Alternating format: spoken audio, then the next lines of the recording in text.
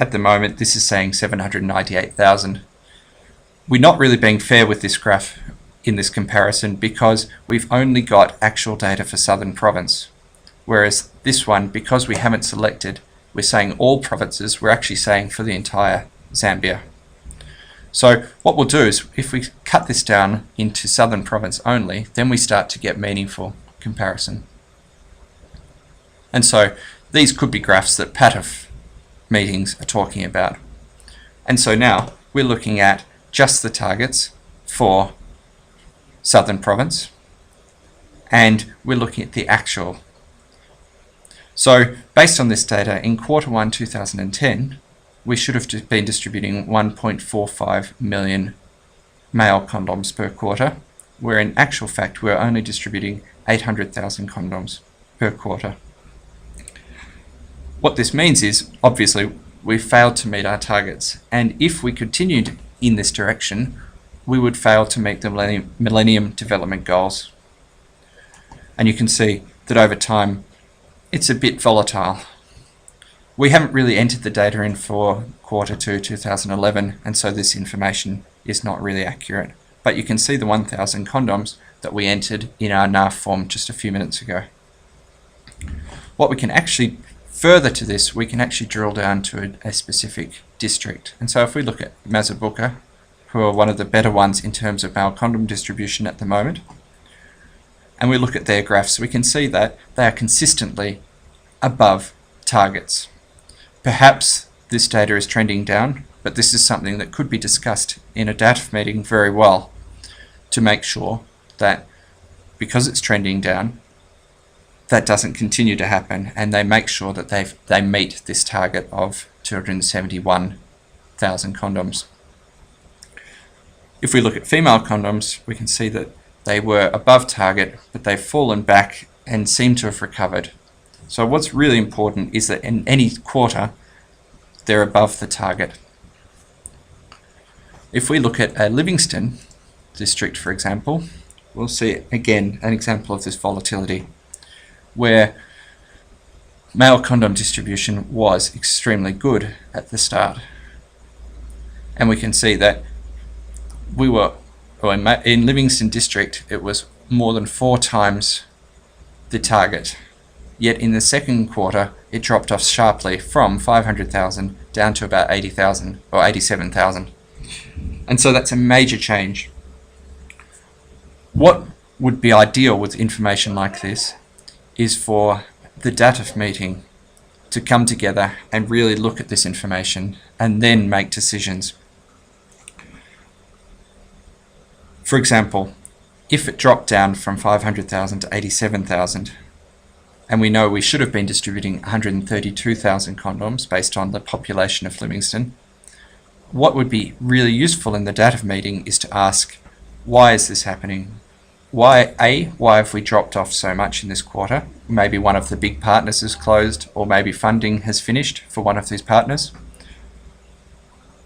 And how are we going to make up this target of 87,000 to 132,000? And in fact, because it's always at an upward gradient, we actually need to make 136,000 next time. In this case, they did that.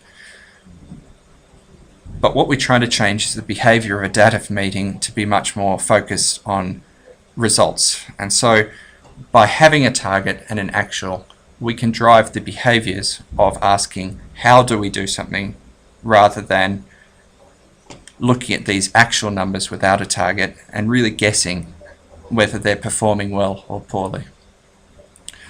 Where this also could be used is you could take this sort of information and use it in a fundraising proposal.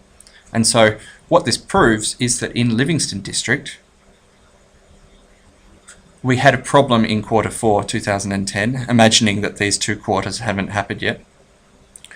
We could say, we didn't meet our targets, and so this is a problem. And it's a problem that unless Livingston changes its HIV approach to male condoms, we're in danger of missing our Millennium Development Goals. And so this is a powerful argument to prove there's a problem to a foreign donor. And what we can use this graph, but also then we can look at the organisational activity mapping, tying these back together. And we say, let's look at condom distribution again in Southern Province, Livingstone.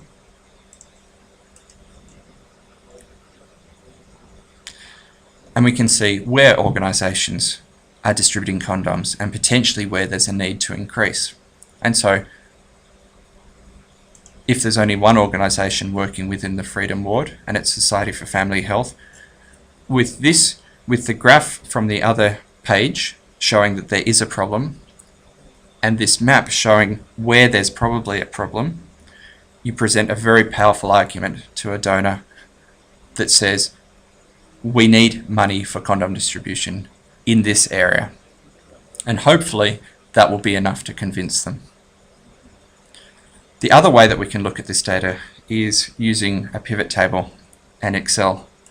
And so this pivot table is driven directly from that database, and it will automatically update if we want it to. Basically, what we can do with this is we can make a scorecard of performance against the Millennium Development Goal targets. And so at this case, we're looking at the prevention measures. We're looking at male condom distribution, and we're saying, in this case, 3 million condoms were distributed in 2010 against a target of 49. But again, this isn't accurate because we're comparing just Southern Province versus the national target. And so if we expand this and we look at Southern Province, we can see that Southern Province performed 3 million condoms versus a target of 6 million. And that's well below where they should have been. It's just 52%. And so we can quickly see that they failed. And this is a red icon to show that. If we're interested in now saying, why did they fail? We can expand this either to look at which district has failed, or we could look at which time period failed. So let's start with the district. And we can see that almost everything is red except for Livingstone and Mazabuka. And so they've met their targets for the year. Whether they've met them by quarter is the next question we can ask by expanding out. And we can see Livingstone District met their targets in quarter 1, failed to meet their targets in quarter 2, met their targets in quarter 3, and failed again in quarter 4. This is exactly the same data that was shown in the graphs just a few minutes ago, but it's a different way of representing it. We can see that Mazabuka almost met their target, which is why it's yellow. You can see 230 versus 236, which is a 97 and 97.5%, which is probably close enough. Then they met their targets consistently for the rest of the year. Whereas the only other district that even came close was Kazungula District in quarter 4, 2010, where they distributed 226,000 versus a target of 96. And because all of these targets are based on population, we can see that Gwembe must be our smallest district versus Mazabuka, which is our largest district because it's got the largest target. So this is another way of representing our data. And to update this data, all you do is you right click and you click refresh. And what we should be able to see is here is our 1,000 target, or our 1,000 actual number that we entered when we entered the NAF form in the demonstration a few minutes ago. And so this data will always be up to date, and it's another way of representing data.